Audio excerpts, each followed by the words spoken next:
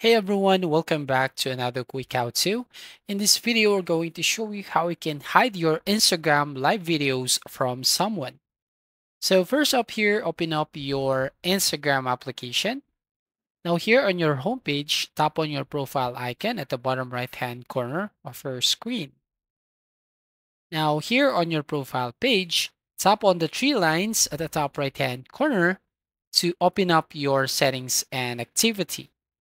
And here you just need to scroll down and find this option, hide story and live. So tap on this option. So as you can see, hide your story and live videos from specific people. So basically, if you're going to hide story, then it will also hide your live videos from someone.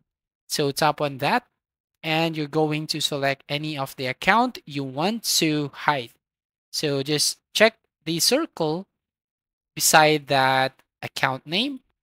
So right there, or you can use the search box at the top and type right here the account that you want to hide. So that's all. Thank you for watching. Please like and subscribe and see you on the next video.